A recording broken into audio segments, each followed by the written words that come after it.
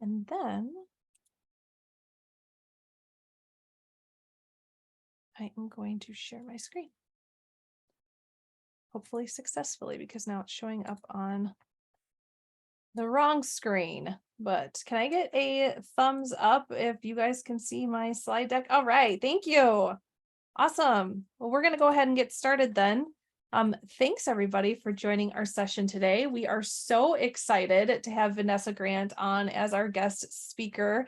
I have been shamelessly watching all of her, kind of stalking her posts on Twitter, seeing all of the fun stuff that she has been doing out there in the community. So I invited her to speak with us today about project successes through useful user stories, which I know is something that I've always struggled with, and I hope that you find this session valuable as well. For those of you who don't know me, I'm Jen Bowen. I co-lead the Madison, Wisconsin user group, or Trailblazer community group, if you will, alongside with Brian. But we also have Squire and Rachel, our friends over in Milwaukee. As you, if you have attended our sessions before, you guys know that we do this collaboratively together. So I'm happy that everyone is able to join today. Why are we here? Why do we do this? Well, we like to get together once a month so that we can share stories and learn from each other, because we as a community grow together as we all succeed. So when one of us shines, all of us shine. Let's make sure that we are sharing good best practices, stories, awareness, failures, which are not actual failures, they're learning opportunities. We love to hear about it. So certainly if you want to reach out to myself or any one of the co-leads here, we'd be happy to hear from you. Of course, I'm jumping ahead in my slides, but we'd be happy to hear from you if it's something that you'd like to be able to present on. So please just reach out, and we'd be happy to have you as a guest speaker. Or I might hunt you down on social media and make you come join us.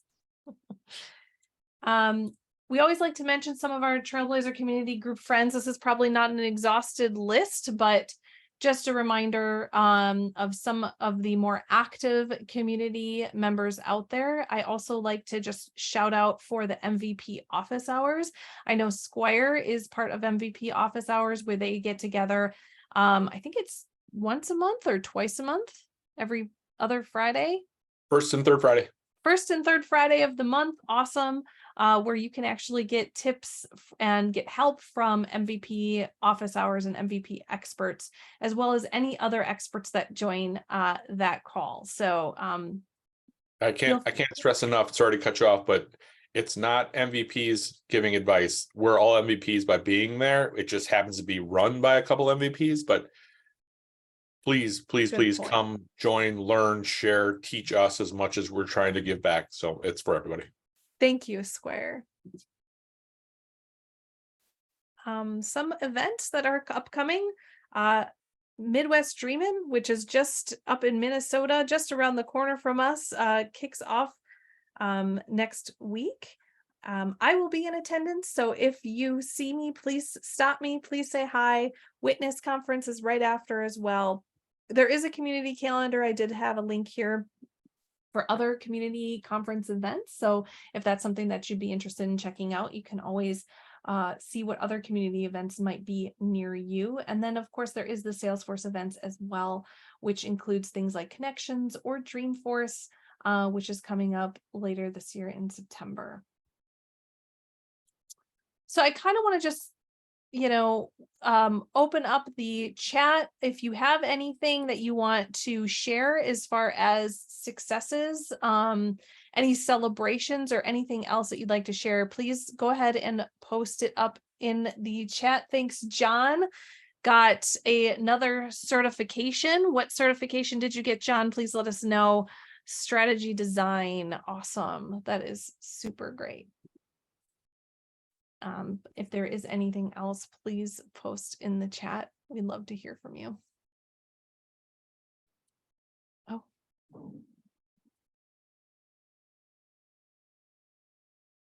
Lots of different posts coming in, completing an experience project with Talent Stacker. That is awesome. Love hearing some of those accomplishments. Thank you for sharing business analyst cert. That's a good one. I want to check that one out. What a great session for you then, with having Vanessa here. So with that, sorry, Jen, one more call out. I just finished the security super badges. I shout it out every time. There's like 60 new super badges or something like that total, and there's a lot of really great content out there at like the next level. I know a lot of people feel like Trailhead modules can be a little bit fluffy or like not deep divey enough. Well, the super badges that they've been releasing have been great, both in flow and security and everywhere else. Big shout out there. They were really good. Thanks, Squire. All right. So with that, then I am going to let Vanessa introduce herself. So let me stop sharing my screen here, and let's see if we can get yours working, Vanessa, and all right, hand it over to you. Cool. Let me Awesome. Get my together. All your screens in the right place, right? I know. Yeah. Sorry. It's the unglamorous part of this. I think I can do one little thing. I want to hide the floating controls. Okay. Cool. All right. Can everybody see my slides? Yeah. I guess my slide right now. Fantastic. Thank you everybody for coming. This is Project Success Through Useful User Stories. I am not your host, but your guest, I guess, Vanessa Grant. You can find me on Trailhead, LinkedIn, Twitter, or just writing user stories somewhere. So who am I? Why should you listen to me? So I am Vanessa Grant again. I've been in the Salesforce ecosystem for 13 years. I'm really only super active in the community probably for the last 4. I helped write the Salesforce BA cert. Now, granted, there were a lot of other Salesforce business analyst SMEs as part of that, but it was one of the highlights of my career, as I'm very passionate about business analysis, 9-time certified, yada, yada. I am a certified Scrum Master. User stories tend to be used when projects are being delivered in an agile way. So that is significant. And I've also written thousands of user stories at this point. I tend to work in enterprise level projects on really big, complex orgs. And anytime a big IT initiative takes place, all of a sudden, thousands of user stories just have to be written, but they really are very important. This is something I'm really passionate about. I've worked as a Salesforce product owner, consultant, business analyst, a lead BA, as well as that one time I was a solution architect for a year, but I don't like to talk about that one too much because that one was rough. But I have also drawn from that experience as well. You may also know me from LinkedIn or Twitter.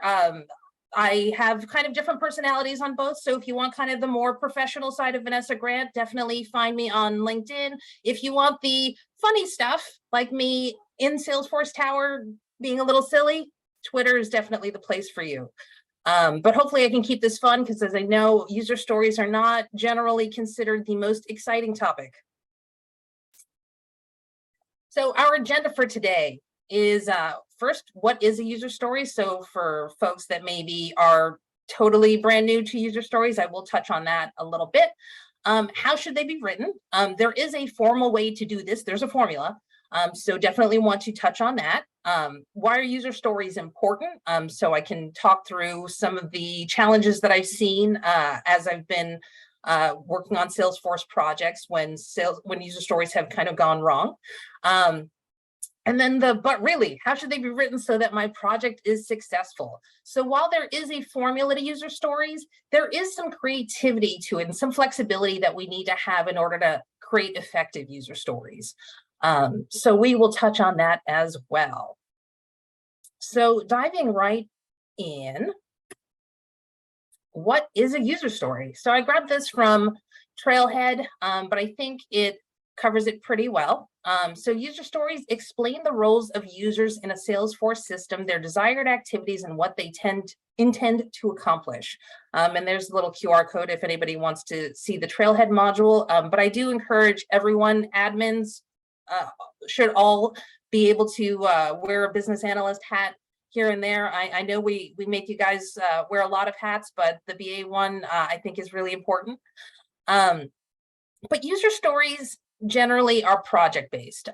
You're in your day-to-day as an admin, you're not necessarily going to write a user story if somebody, or we're definitely not going to write a user story like if somebody forgets their password, or you know, somebody needs some training. User stories are really based off of requirements, and requirements don't really happen until you have a project. So there's some initiative that's coming up. They want to implement a new feature in a Salesforce org, or there's some new business initiative and they want to see how they can leverage Salesforce to support them on that business initiative. Usually a project will start with some requirements, but requirements are going to focus on the functionality. What is it that we want the system to do at the end of this project? User stories are going to focus on the user experience from that project. So you will usually have requirements and then a number of user stories that'll come out of those requirements in a more formal project. User stories can be written by a BA, they can be written by a solution architect, they can be written by an admin, certainly. They can be even written by product owners. So maybe the business owner is the one who's going to end up writing them. And I want you to kind of think of them as like a to-do list. Like these are all the things that we need to actually build, either using configuration or code in Salesforce in order to get to meet all the requirements. So how do we get to that end of that project so that we can deliver it? When user stories are done well, they can be the backbone of a project, you know, where you have they're that source of truth where everybody can look at that user story and know how it was worked, understand you know how it was done, and it'll really see you through every phase of a delivery, of a project delivery. Done poorly, well, I will say when I was initially thinking of this presentation, I was very close to calling it how to tank a multi-million-dollar project on shit user stories. But I ended up kind of making it a little bit more professional, but hopefully a touch of bad language is okay here. But I have seen multi-million-dollar projects like teeter on bad user stories. And I definitely do want to touch on, you know, how it can impact those projects down the line. You know, I do kind of feel like a firefighter sometimes when I'm brought in, you know, in the middle of projects with bad user stories where you have the clients don't feel understood, or the business doesn't feel understood, the users don't feel understood, the developers have no idea what's going on, and it can really wreck a project. You know, there's a reason why people have trouble with IT projects. Everybody kind of like braces themselves a little bit. So hopefully some of this discussion can make your projects go a little bit more smoothly. So first, how should user stories be written? There is a formula. The formula, most of you guys are probably familiar with, you know, as a persona, as a who, I want, what's their motivation, what are they trying to get, and that so I can, or so that I, what's the expected outcome, what's the why. I want to touch on these sections a little bit more in depth.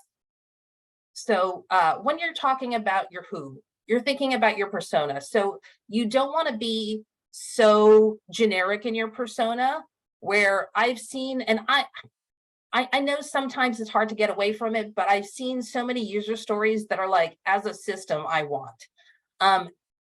At the end of the day, somebody is going to have to be testing your user stories. So think about who is going to be testing this to make sure it works. Who is invested in this user story, you know, being delivered properly?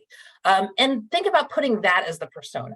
And when we're talking about personas, we're also not talking about being too specific. So we don't want to say, as Frank, I want this thing so that I can have this other thing. Think about it in terms of groups of users. So users that have a common goal, like, so maybe it would be as revenue generators, or you could say as an inside sales rep, as an inside sales rep manager.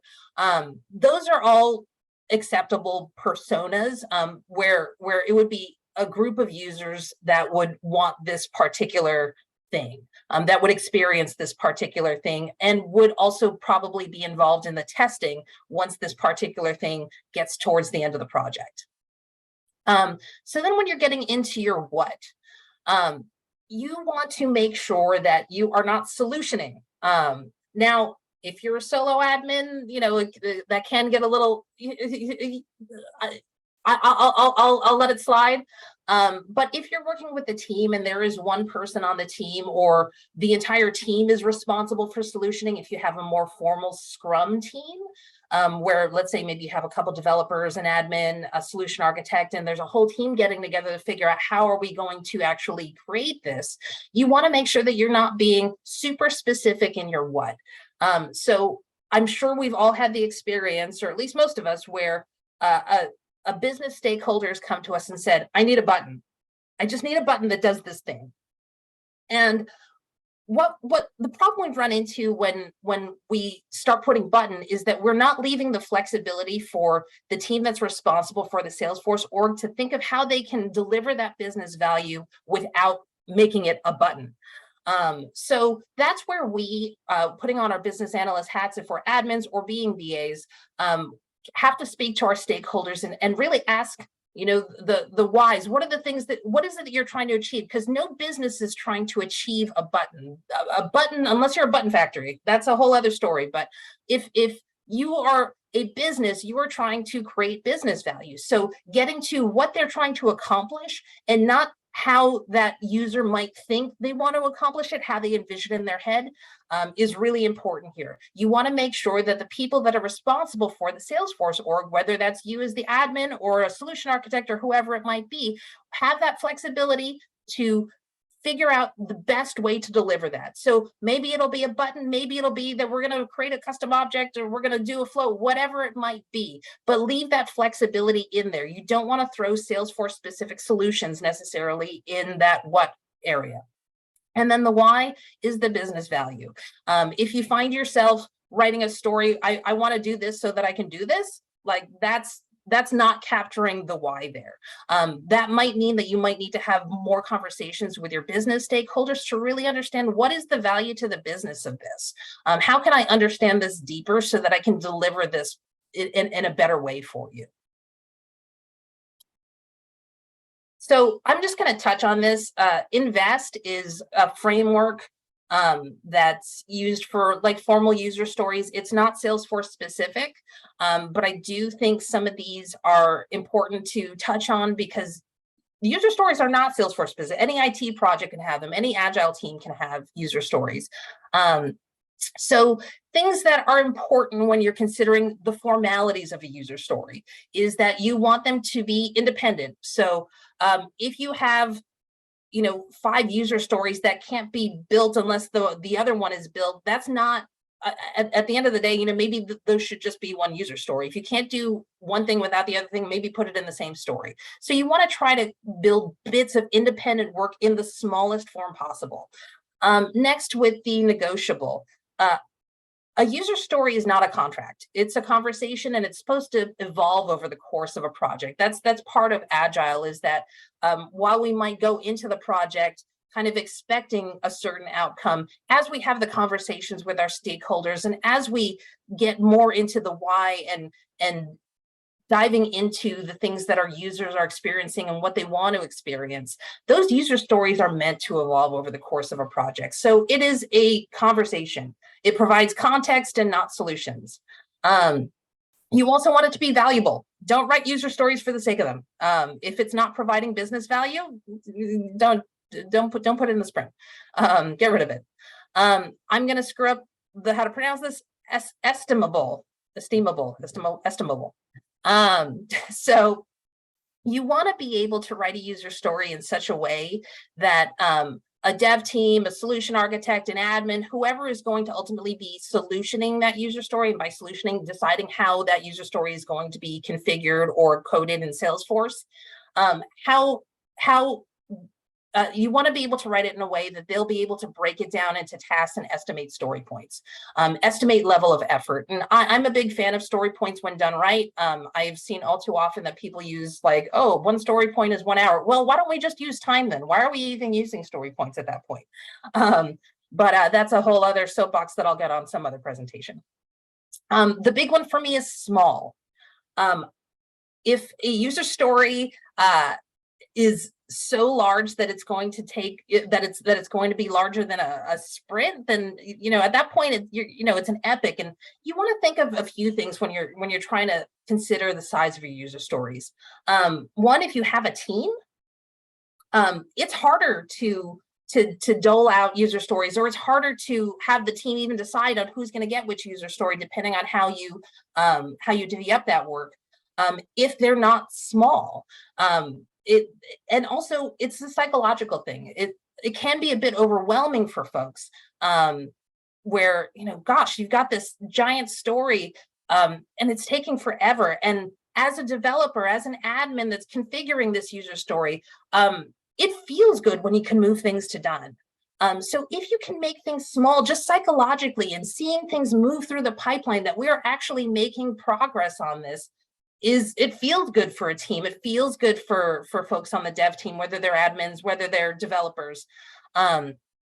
Also, it'll improve the accuracy in the story point estimation. So when you have it small, it's a lot easier to say, oh yeah, I'm just adding help text to that thing. So that's 1 point versus like, oh my God, I've got 30 acceptance criteria on here, and I don't know, let's just say that's going to be 50 user points and it's going to take a month.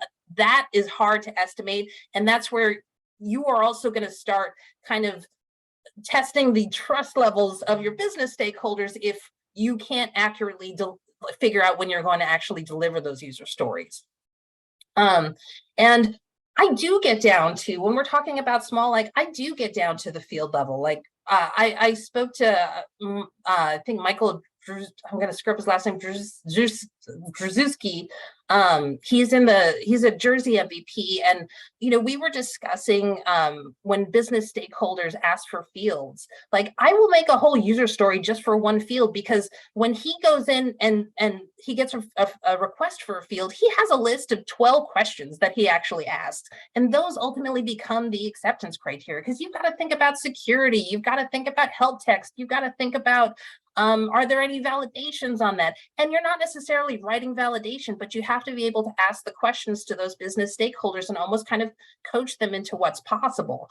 So keeping it small, even down to a story per field, is totally fine. You may end up with a lot of user stories, but they will be easier to estimate and easier to get through. And they'll be easier to understand. I mean, it's like, does everybody want to read a novel, or can we go, okay, this is that for that one field. Okay, cool. And then ultimately, you don't want to hold up the DevOps process by having so many big things. So like, what I'm talking about, that if you have a story that is huge, let's say 90% of the story is fine, but like there's like one piece of it that for some reason is working in this sandbox, but is not working in this next one. You're holding up 90% of that business value because of that one little piece. So if you could have separated it out, you can get to business value faster by keeping your user story small. And last thing I'm going to touch on is testable. Understand every user story so well that you can write acceptance criteria for it. That's the important part. User stories ultimately are the foundation for really what's going to be QA and user acceptance testing down the line. So why are user stories important? I'm going to tell a quick little story about how I went to TDX in 2022 as a Salesforce business analyst, and I walked in completely expecting that I was going to feel like the dummy in the room amongst a bunch of technical admins and developers and architects and CTAs, and I was really concerned about it. And what I ended up discovering was that developers, architects, admins are desperate to work with people like me who can write good user stories, because I can enable them to focus on what they do best. when there isn't that ambiguity and a user story makes sense and they can look at it and go, okay, I can solve this problem. That's what they're after.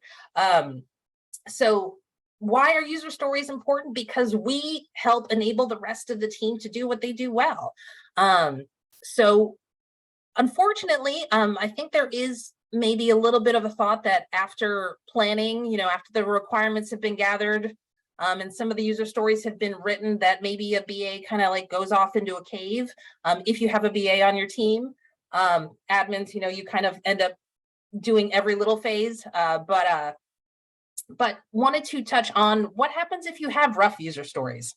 So after that plan phase, you get to build. All of a sudden, you've got a development team, admins, whoever, that's actually doing the hands-on work to deliver this user story. And we get to build and we're like, what are we building? If the user story is not clear, your developers are going to be really, really confused. And then if you're still going, you're like, then they build something. If you don't have that communication with the team, and it's happened, you get that one person's like, okay, I think they meant this. Then they keep going. Then all of a sudden you've got QA. It's all right. Well, what are we testing? It's not particularly clear. If you don't have testable acceptance criteria, if your user stories are vague, you are going to run into problems here. And then down the line, it's like, no, really, what are we testing? We're really unclear on what the click paths are for this. What does the end-to-end look like for this? And then all of a sudden you release, it can turn into a nightmare. And you get to the end, it's like, how did this all happen? How did the project go off the rails so much? Where if you had actually gone into more of that shift left mentality and really focused on creating solid user stories with good acceptance criteria that are clear, not solution, following those more formal guidelines, the work it will save down the line from all the questions from all the folks that are delivering all the other portions of the project. It saves so much time rather than kind of, and I've seen it in projects where, because there's like a strict timeline, it's almost kind of kicking that can down the line. Okay, well, I guess it's going to be the developers' problems now. And as much as we as admins and BAs and consultants and whoever is on the line can advocate internally for getting things right at the user story phase, it can be that backbone of the project. If people don't trust what's on the user story, it can screw the whole thing up. And I've seen stuff get delivered. We're like, okay, well, we did our best here, but then there's gaps and all sorts of stuff. I've got horror stories. So ultimately, I do think that business analysis and user stories are the foundation of any well-run project. You want to build the right things. And then there's also other aspects that are important, like you want documentation so that you have that version control so you can see the evolution of the user story. A user story can change when it's at QA. A user story can change when it's at UAT. So having that version control and that documentation along the project is really important. When user stories are that project foundation, people will live and die by them. So whether you're using Jira or some other tool, being able to capture how that user story is evolving will not only be the backbone of the project, but once you're at the end of it and you've delivered, it also can become that documentation. So you can look back, maybe another admin down the line, or maybe it's going to be AI, who knows, where it'll be able to go in and you can look back at that user story and go, okay, this is why we made the decisions on this particular bit of functionality. This is, and having that documentation in there, super important, super helpful. So now we're going to the, but really, how should they be written so that my project is successful? So I've touched on a lot of the more formal ways to write user stories. And I do think that having a strong formal foundation is important before you kind of go off the rails on user stories. But here are some of my tips. One, you need acceptance criteria. I actually don't even think it's a full user story unless it has acceptance criteria, but I am still astounded on a regular basis at how many projects I see where it's just kind of like, you get the, as I want, so that, without any acceptance criteria. And there's just no way to understand what needs to be true for the user story to be considered successful, unless you have acceptance criteria. Acceptance criteria cannot be ambiguous. They have to be true, false. So it's either, okay, I'm looking at this acceptance criteria. I built the thing. Does it meet the acceptance criteria? Is the acceptance criteria true now because of the thing I built? Yes. Okay, we passed. No, we failed. If there's anything in between pass and fail, you don't have good acceptance criteria. You must be able to answer what needs to be true for this user story to be considered successful. You should be able to definitively say whether a solution meets an AC or not. So once you've built out whatever you're building out for that user story, it should be pass, pass, pass, pass, pass. When I've written user stories for some of my engagements, I've even had a spot on the bottom. I've worked with some devs, and they're talented, they're super talented, but I've worked with some that were really talented but got kind of like, oh, they just built it and then they just sent it back. Okay, it's done. I will actually sometimes have them write out the click path and show me that every AC was passed. And I'll even put in a section in my Jira card sometimes for that, just so I know that they're not giving it back to me until, and that's when I was a solution architect, so they were giving it back to me then, just so that I know that every acceptance criteria was met before moving that user story down the project. ACs, I cannot stress it enough, so important. I'm actually doing a click session, I think next week, on acceptance criteria too, if you guys want to dive into that a little further. Again, avoid specific solutions in your acceptance criteria. And there is a more formal acceptance criteria format, which is like a given, when, then, that's called Gherkin. I don't know if the guy's name was Gherkin. I haven't looked into that deeply enough, but if you want to get more formal on your ACs, you can do that as well. For me personally, some little tips with ACs, I like to number my ACs. So I'll do AC1, AC2, AC3. So when we're talking through ACs, it's not just like bullet 3. I can actually see the number. And people will, it seems to work a little bit better, especially if you're working on a team. Also, if I'm a consultant, I tend to like writing the first pass of the acceptance criteria. A lot of times, I've seen it where folks will have their business stakeholders write all the ACs, and I think it does need to be a bit collaborative. But I usually like to do the first pass and then kind of groom them with my business stakeholders. Then I also want to throw in, well, sorry, I wanted to throw in something and then oh yeah, that's what it was. So a lot of folks ask me, when are too many acceptance criteria in there? Like, what's kind of the number is a question that I get a lot. Usually when I hit around 7 acceptance criteria is when I will start thinking about if this user story needs to be smaller. So that's when I might start considering breaking it up. But there are certain ones where you are going to have more than 7 ACs, or maybe you'll just have 1 AC, and that's totally fine. But like, I don't know if anybody's ever worked on a CPQ project. Sometimes you'll have something that has like a whole bunch of different conditions for some price rule. Like, okay, that might just be 30 acceptance criteria. Like that is okay. If they're all dependent on each other, like, then that is what it is. You certainly want to think about that when you're writing out your user stories. Next, get user stories validated and approved. So this falls under the CYA, the cover your ass category of things. You want to make sure that your stakeholders are involved. I have seen, unfortunately, too many IT initiatives that the IT team kind of led everything and then kind of gatekept the business stakeholders. Again, as part of advocating for your project, you have to be able to speak to business stakeholders for it to be successful, in my opinion. So getting those user stories, you don't want to just, okay, here's a requirements gathering session and I've written up some user stories and now we're going to build them.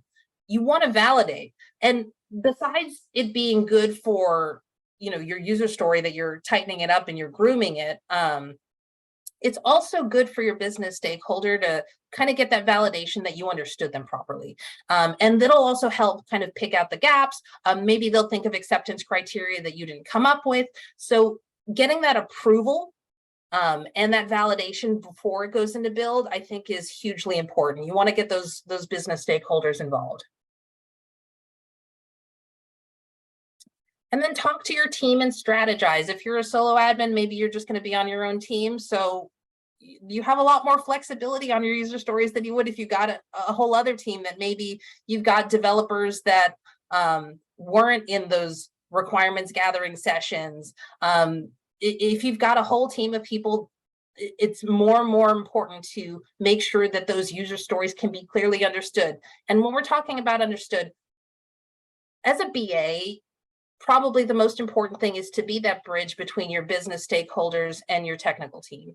And so when we're talking about user stories, this is the documentation for your project. It has to be understood by the stakeholders. They have to understand where this user story came from. What did they say that prompted you to write that user story? And then that's where that validation comes in. So did they understand the user story? Is it clear to them? Do they feel like they were understood and that you captured everything that they wanted you to capture? And then you also have to make a user story so that it's understood by the development team. Like, the development team doesn't necessarily have access to those business stakeholders. So can an admin go in and read that user story and read those acceptance criteria and have it be clear to them what needs to be built? Do they have all the information? And so when I'm talking about talking to your team and strategizing, I think also from, this might be kind of also from a consulting perspective. A lot of times I'll be working with different teams, or if you're an admin that sometimes works with outside consultants, the team that you're given for a project might look different for every Salesforce project. So user stories that work for one type of team might not work for another. And so talking to your team early, like, don't write 500 user stories and then say, hey team, do these look good? Are they clear? You want to maybe write a few and then speak to your dev team and say, hey, this is how I'm writing these user stories. Is there anything I can do better? Is there anything I can do differently so that these are clear to you? Is there anything that you've seen on other projects that you really liked for user stories? Ultimately, you're trying to get understood so that we can get that project off the ground and through all the different phases and delivered. Check in regularly. So check in with your dev team. Maybe there's ambiguity on some user stories, and so you're going to have to go back. Maybe you can adjust things along the way if you're still writing stories and they're already starting build. But especially if you haven't done user stories before, I cannot stress enough how important it is to strategize. Also, I'm going to throw it in here because, hey, AI, like, I had to write integration user stories fairly recently. And I was like, I don't know how to write an integration user story. And like, I asked ChatGPT. It was enough inspiration for me to go, oh, that's how I would write a integration user story. Cool. And then all of a sudden I was writing a user story for the sales team, a user story for the SAP team, and then a user story for the integration team, and had those linked, but it was 3 different dev teams. But I didn't have that clarity until I asked ChatGPT. And spoke to my solution architects a bit. So it's okay to get feedback, I guess is ultimately what I'm saying. So you don't end up with poor Cody going, I don't know what this is supposed to do here, what I'm supposed to do. I also want to touch on business process maps. It is very, very challenging to go through an entire interview with a business stakeholder and then just go straight into user stories. A lot of times there will be pressure to go straight into user stories.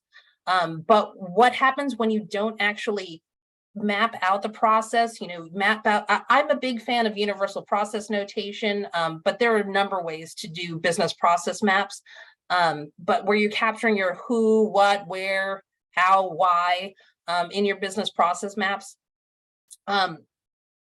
With the business process maps, especially if you're kind of newer to user stories, by actually putting out the process map and then matching those user stories to the process map, you will start identifying the gaps in your user stories. It can be a little challenging because they are little bits of functionality, they're small bits of functionality. getting that end-to-end process can be a little bit difficult if you just kind of have a giant list of user stories in there. Maybe kind of sorted by epics, but having that full business process map so that at the end of the day, you can see where the start of that process is, where the start of that functionality is, where the end of it is, and which user stories are involved in each step of the process. Besides it helping to close some of those gaps in your user stories, it's also going to be really helpful for your dev teams to kind of see the whole picture. And also, again, validation from your business stakeholders that you understood the process end to end and also have them agree on it. Sometimes you'll go into a project and you might have different stakeholders that are like, oh, wait, that's not how I thought we did it. And that's when you have to get them into a room and maybe do a whiteboarding thing, maybe do lucid chart together, but have them ultimately agree on what that business process is or what it's supposed to look like in the future state before all those user stories get written. Oh, also, it makes it easier to identify your personas as well. And have a great template. I'm big on Jira, and I'm guessing most folks that are on Salesforce projects are likely using Jira. It can be a little bit of a pain, but it is very flexible. So if I'm a big fan, learn Jira. If you can be the Jira expert on your team and your company uses Jira, like people, the wide eyes when people see their first Jira dashboard, like, wow. So ways that I like to set up my tickets when I'm putting in user stories, usually I have a section for user story, I have a section for acceptance criteria. Again, I like to number them. I like to have a section for the solution. So, okay, how do we have the user story, we have the acceptance criteria, where's the solution for it? Again, the test scripts that match to each of the ACs, a little bit of a descriptions to give some wider context if we need it. So if there's some screen captures or whatever else we want to include in the context, to help us get through that user story, or if you're doing an enterprise level project, maybe there's a design document somewhere that people are referring to, and then your summary. Summary in Jira is basically the title of your user story. I'm a big fan of making user story titles intuitive so that they're easy to find. I have found too often that people title their user stories with like what the user story is, and then you can never find that user story once you're like 300 user stories in. It's like, oh, what was that one again? Whereas if you can label things, by, okay, this is the opportunities that we're working on, and these are going to be the details, and this is this part of that. It will make it easier for your dev team to find the user stories, and it'll be easier to organize it. And again, you want to make your user stories so useful that they can be documentation at the end of the day after the project is delivered, so that somebody can go back and still find something easily and understand why it was built the way it was built. Lastly, don't let formality get in the way of progress. So are you a solo admin? You know what? If writing the solution in the ACs is easier for you, like, I'm not going to be mad. At a certain point, like, you don't want to be like, oh, well, I'm going to wear my BA hat today and not put any solutions in, and now I'm going to wear my solution architect hat today and put the solution in on the same user story. It's like, is it a little cut cornery on the formalities of a user story? Like, maybe, but don't let the formality get in the way of the progress. At the end of the day, you're trying to deliver business value as quickly as you can deliver that business value. So as long as you are capturing the things that you need to capture and that your information is organized, then it's okay. I am giving you permission to have a little flexibility with your user stories to do what works best for your dev team and your business stakeholders, because this is project based at the end of the day. What works best for those teams? And it might look different from this team to your next team, to a solo admin, to the consultant.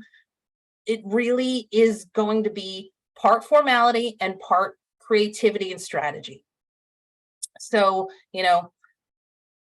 then of course there's also you are going to have time and budget constraints. Have I had those weak moments where maybe I didn't always like put the best business value why in my user story? Like, yeah, I mean, use your judgment, guys. I say this as like a permission, but be smart about it. You want to stay as formal as you can, but without impeding progress. I don't make I don't want to recommend that you kind of go off the rails, but it happens. Other little tip here is I also use tables for ACs if you have a lot. So like when I was talking about that CPQ example, when I had like 30 something acceptance criteria because there were so many different conditions, I had a BA that was like literally writing out every single one, and I was like, nah, let's just make a table, make it easy. You can just make the first column with your number, and then throw out the rest, and make it easier. So you don't necessarily have to write everything in Gherkin format. You don't necessarily even have to do that as a I want so that, I've done user stories where I said, this is the current state, and then this is the future state we want. Again, whatever makes it clearer to your business stakeholders and your development team. And I also wanted to touch on special flowers. So when I mean special flowers, I'm talking about, maybe you have a solution architect that like has been doing this for 20 years and like has a very, very specific way they want something done. It is okay, again, if it will lead to progress, to not necessarily like stick your heels in and be like, well, that's not part of the invest. At the end of the day, you are a team player trying to deliver a project. Use your best judgment, folks. And with that, that is the end of my presentation. Got it in within the 40 minutes, and I am open to questions. Hope to see some connections on LinkedIn, or feel free on Twitter, but at your own risk.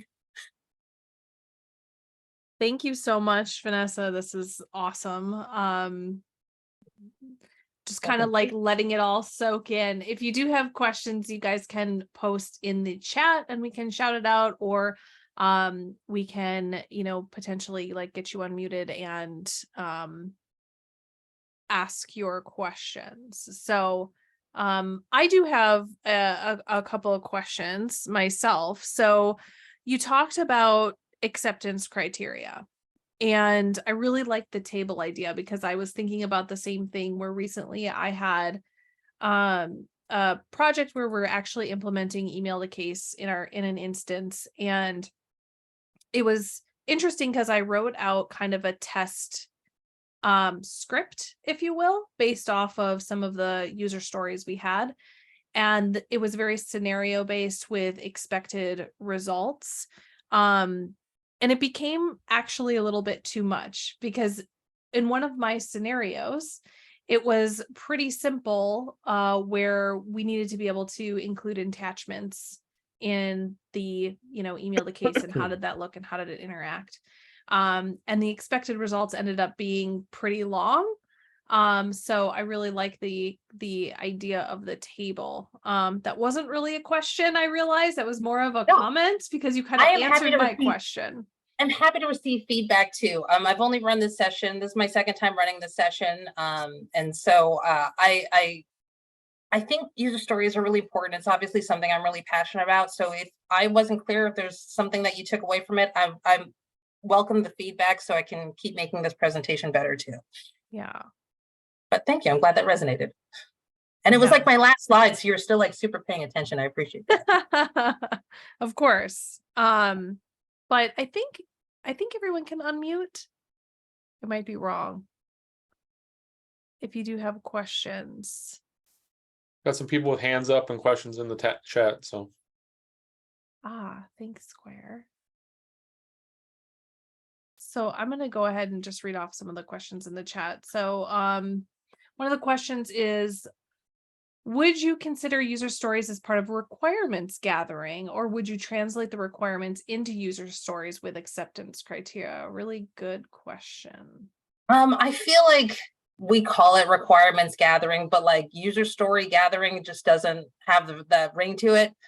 So they're really business stakeholder interviews, but you should theoretically, before you go into the project, the BA would often go in and start working on, or the admin if they're wearing the BA hat.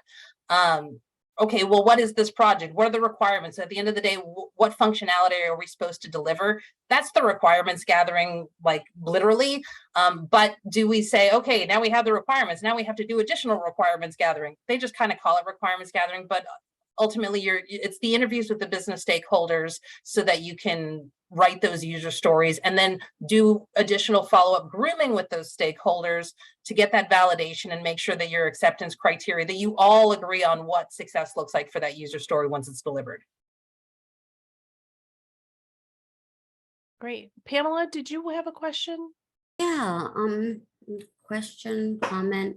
I want to thank you for these particular kinds of webinars. What I found was that Trailhead only taught me configuration until I went into my first cohort and was just blown away by what I was supposed to suddenly know.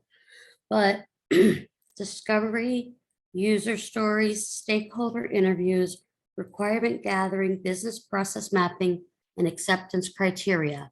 I never knew hardly anything about those. I believe there's a place for some to make a whole classes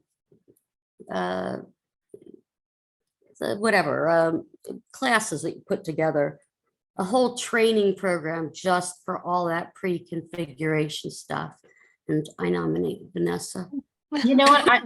And while Trailhead has some of it, I would say it's probably a little lacking on the BA side since they've done so much for admin. But the user stories, again, are not specific to Salesforce. So you can go to like BA blocks or other, or Bridging the Gap.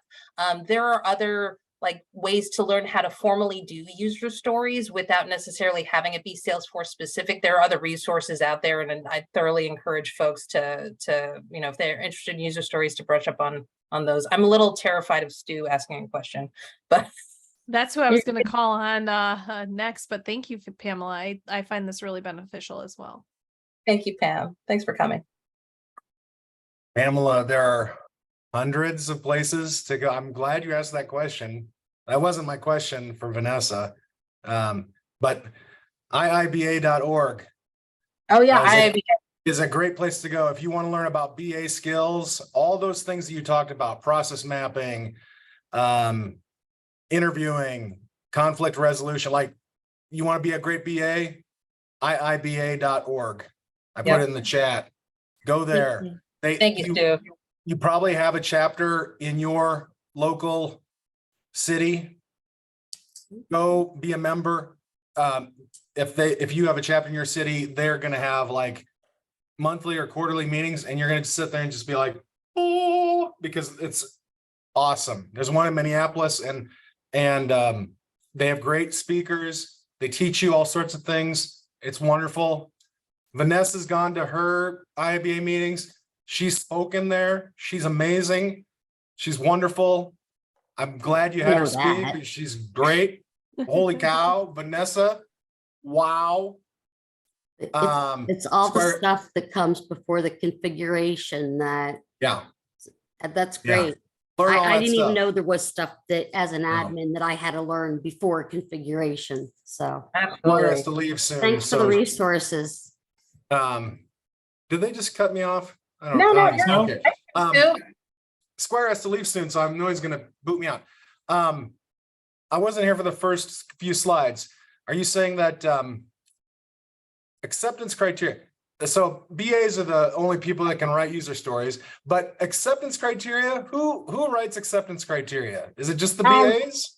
No, I think that I mean, ultimately, I in the beginning I said POs, solution architects, BAs, and admins, I've all seen write user stories and acceptance criteria. But I think to get to what success looks like in a user story, that it should be a collaborative effort between the business stakeholders and the BA or admin, whoever's wearing that BA hat, is I guess how I've seen it, where it's, I usually like writing the first pass just because I tend to kind of know what should be included, but it shouldn't go into build unless it gets totally validated, and then the stakeholder can add in things. Oftentimes they'll think of things that I haven't, as far as what success looks like to them, since they know their business. But that's my experience. But Stu, I will throw everybody. Stu is an amazing business analyst, and that's why I was terrified about his question. He's a veteran, and so I would love to hear your take on it, Stu. You can have a different opinion from me. This is just the user stories by Vanessa Grant. I'll just throw that out there. I'm not official. I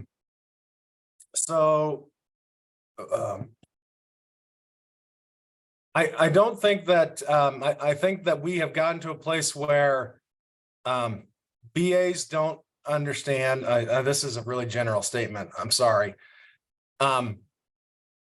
We have lost the understanding of what a requirement is. A requirement is a common understanding of the business needs.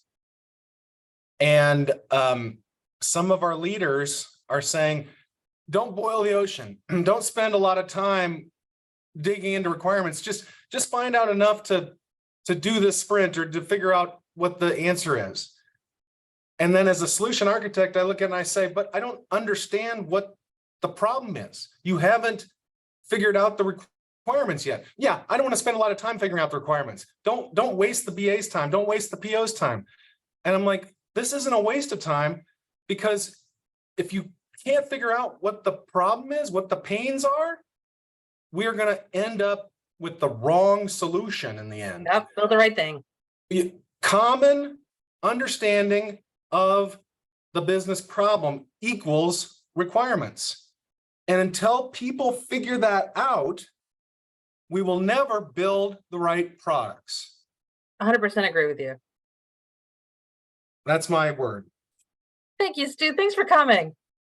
Yeah, thanks, Stu. That hits home a lot for me, because that's kind of one of the things that I struggle with, is that people don't want to spend all the time up front on the project and giving us the information, or they don't have time to meet, or they don't have time to go over it, or, hey, you already asked your questions and now you have more. What else do you need? Like, I hear that sometimes. So it's definitely, the struggle is real, but I think the emphasis on the importance of taking the time to do things kind of carefully, making sure you do have that full understanding, rather than rushing through things and, risking mistakes or misinterpretations. I mean, it's that slow is smooth and smooth is fast kind of a mentality when it comes to projects and running the projects. I like to say, don't tell me what you want, help me understand what you need. Yeah, that's a good one too. There are some more questions I want to answer or get asked that's in the chat. And then Nathan, I see that there's a few more hands raised too as well. So bear with me. I want to ask some of these ones in the chat too. So Teresa asked, how do you document changes to your user story so that the final version is clear to all, but the history is still maintained?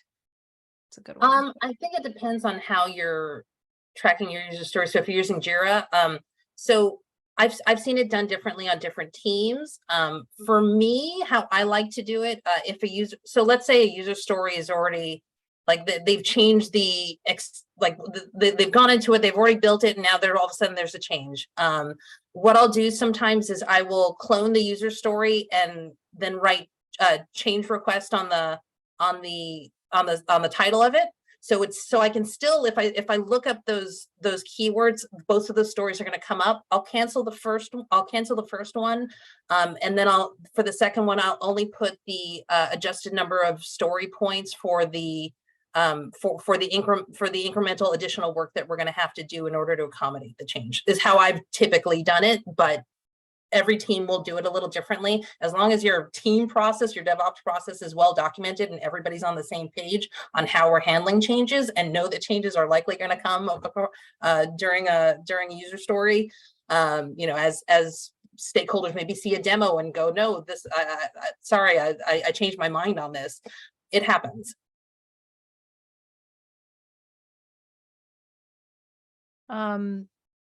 I think Square has now left us, and now he had a question. I'm not sure exactly what this means. Maybe you might know what this means, but what is your take on spike stories? I don't know what a spike story is. I'm not sure if you do. That's so like a common terminology. Yeah. So a spike is when we can't estimate. I may be screwing this up, but you can't estimate how long something is going to take. So you need to do a little bit more research, but it should be a time box bit of basically somebody looking into something. Mm-hmm. And that's a pretty common type of I mean, it's a Spike story. It's not really necessarily a user experience. It's just a time box bit of research that we need to do with a very specific outcome. Like what are we looking to get from this time box bit of research? Maybe it's that we need to make a decision. Maybe it's we need to understand this thing a little bit more, whatever it might be. Gotcha. I would definitely look into it more rather than taking what I just said as gospel though. I haven't written a ton of them. But certainly they're useful. Thank you. Nathan, did you want to ask your question? Hi, Nathan. Sure. So I'm a solo admin and have gotten a lot more into app dev, a lot of process building. What do you think?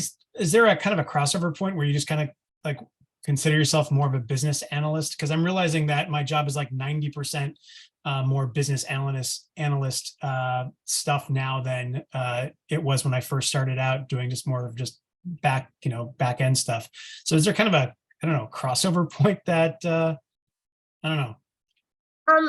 So I don't know that it's a crossover point as in, I think every admin, especially every solo admin, has to be a BA if they want to be a good. I think any good admin is a BA. And so if you started off being, kind of more of a ticket taker, okay, let me adjust the thing, and now you've turned into a business analyst. That means that you are an internal trusted advisor, and so that's kudos to you for actually being an advocate for your Salesforce org within your company and having those conversations with your business stakeholders and helping them understand and maximize the business value of Salesforce. So that's actually, I would say, expected as you evolve on your admin journey, where a lot of folks, I think when they initially come in as an admin, you kind of look at the IT team, and the IT team, they take tickets. And so a lot of times admins will, especially for young orgs, folks that are just implementing Salesforce, or they just don't know how to maintain a healthy Salesforce org, we'll just have an admin, okay, you're on the IT team here, start taking your tickets, people forgot their passwords.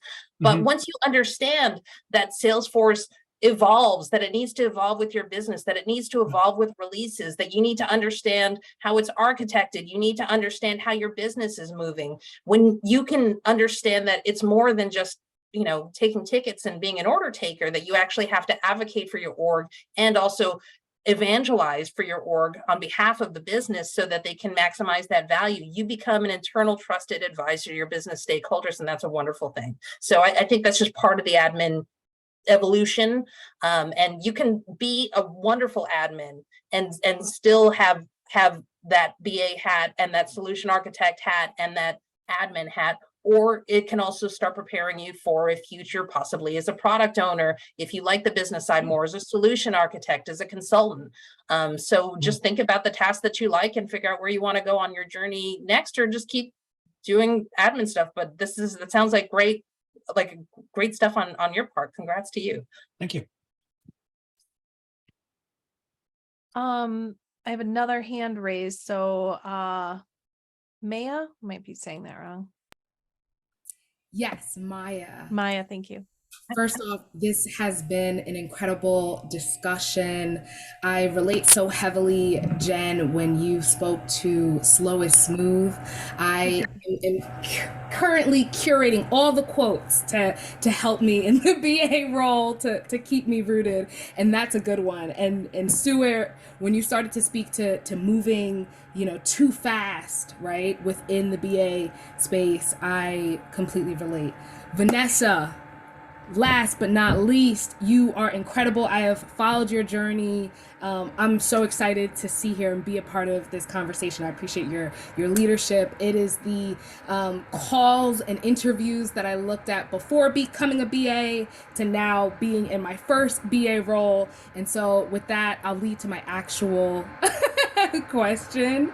Hiding my fangirlness, but Blushing. I would love to know, like, could you share some strategies that you found like effective when it comes to managing senior leadership's expectations and sort of aligning those visions for solutions with the data model's limitations? I know we spoke extensively about the field and how we all know that a simple field request has incredible implications, but would love to hear your thoughts on that as you also think about and talk about building out user stories. I'm sure there's going to be a lot of different takes on this. The first thing that came to mind for me is one, doing a little bit of education. So, hey, this is how we're going to run the project, and this is why these things that I'm asking are important. Because you will get those stakeholders that are like, I just want the button. Why can't you just deliver that button to me? And so, if you're internal, doing some of that education is important so that they understand it. At the same time, that's also hard because you also don't want to be like, I'm the Salesforce person and you must do as I say. And this is where the other part of my answer will be is it really helps when you're wearing that BA hat or just being a BA in general to be likable and empathetic. And it's because ultimately when you're working on a project and you have these business stakeholders, you're going in and basically saying like, your job's going to change. And, maybe the way you were doing things wasn't as efficient as the way that we're going to make you do things in the future. And so there can be some hesitancy there. And so going in with empathy and being friendly and like it's a lot easier to get to a stakeholder and convince them that you need something and have them give you the information when they like you. And I don't know if that's not necessarily something you can learn in a Trailhead module, but it's a lot easier when I can just Slack one of my stakeholders and they're not like, oh my God, why are you bothering me again? Like if they're like, hey, what's up? How's your weekend? Like, it's just so much easier for them to be like, oh my God, Tom with his Excel spreadsheets again. Like, that's the reason we're in the mess that we're in. Like, that's the information I need to know. Thank you for telling me all the skeletons in your closet. Because the more that they trust me, again, it's being that internal trusted advisor, whether you're a consultant or internal, they have to trust that you're there to help them at the end of the day. I think that's incredible. Yeah, bringing it back to empathy, right? And the connection that it requires, the human being of it all outside of the doing of the work in the business. Thank you so much. Well, thank you. Thank you for the kind words. I really appreciate it. Thank you for coming. Thanks. I'm trying to be mindful of time too. I think we were going till the top of the hour. But there are a lot of other questions in the chat. Let me see if I can hit those kind of rather quickly. So again, Squire's not here, but we'll try to interpret his questions a little bit. So how do you address stories that are tech value versus business value? Oh, goodness. I'll be honest, I kind of struggle with the technical user story thing. You know what? Stu, how do you deal with technical user stories? Yeah, well, we have stories that are tech debt. I mean, you're gonna have tech debt whether you like it or not. I mean, you're gonna try and avoid tech debt, but it's there. And so we have part of our sprint that's just dedicated to tech debt. You can't use up all of your sprint points for business value or for business points. So we allow tech debt points for every sprint. How the team decides to divide that up, it's up to them. The team is in charge of the team. So I don't really get to say, I mean, but as the architect, I'm really not part of deciding what's pointed and what's divided. Mm-hmm. But they do get part of the pointing for every sprint is tech debt. Yeah, we don't get enough time on our tech debt, to be honest here. Moving process builders to flow, stuff like that just there is no real business value to the end users that they can see. However, I still think that there is value because by cleaning up our room, if you will, it makes things easier for them to get their things done and to get their user stories addressed, because we got something kind of out of our way, or we picked up that thing off the floor and took care of it, rather than, just working around it constantly. But there's not enough time for us to focus on the tech value, if you will.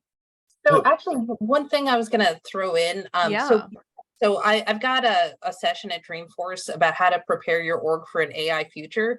And part of my presentation is actually going to be about how, with the future of AI, if you don't deal with your technical debt, if you don't have things documented properly, we ended up doing a whole panel on this for Elements Cloud too, where it was like, if you don't have things right in your org today, then when you throw AI on top of it, the results that you're going to get from AI are not going to be great. And so how do you, so there is business value suddenly, where maybe it was harder to convince the business that, hey, we need to do these Salesforce projects, we need to prioritize those. There may be better cases for it, either now or in the near future, to prioritize those things, so that you can get things cleaned up and ready. A really good point. And I think you can make a good case on that one, because there's some flash to it. There's some like, ooh, GPT, that's kind of cool. The one that I was tasked with that has zero flash, I'm trying to figure out how to put the flash on it, is we're moving profiles to permission sets. And our business leaders look at me and say, why should I care? What business value does that provide to me? And I say, I have no idea. I have no idea why that would give you anything in the future. No disruption in the future for when profile permissions go away. That's the business value, is preventing future disruption. Okay. You're welcome. I still don't think that people get that though. Like, I mean, that one in particular, that's another one that's on our list where it's like, I can never get it into being worked on, because it's a hard sell. Things in the backlog forever. I've seen those. Oh.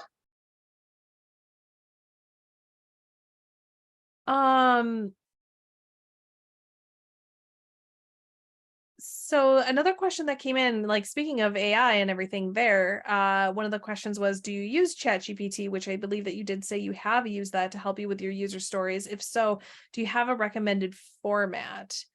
Oh gosh, I'm still a little bit of a ChatGPT newbie. So all I did was like, I think it was, can you write me a Snap Logic user story from the perspective of a business stakeholder, or something like that. Or I tried a few different things, and I just really needed to kind of, for me, it was like, because I needed to figure out an integration user story. I just hadn't written many. And really, the types of stories you write will look a little different project to project. It's like, oh, geez, okay, there's a major integration piece here. I need to figure out how I can effectively write these so that my team can build on these. And I just found it helpful as kind of, like, think of it as like Pinterest, like inspo for my user stories. Like, okay, how can I write these in a way that I'm not considering right now? What's a common way to do this? And just kind of getting some inspiration on it. But I don't have it write my user stories, and I'm still a little leery on we're starting to see with AI some rumblings of that user stories might just be able to get written. And I'm a little leery. I guess I'll believe it when I see it. I do think that since we're talking users, having that human element is going to be really important in your user stories ultimately. But that's just my 2 cents as of August 8th, 2023. So we'll see. Awesome. I think that I caught up on all of the questions that were in the chat. We have time for maybe one more question if anyone had one.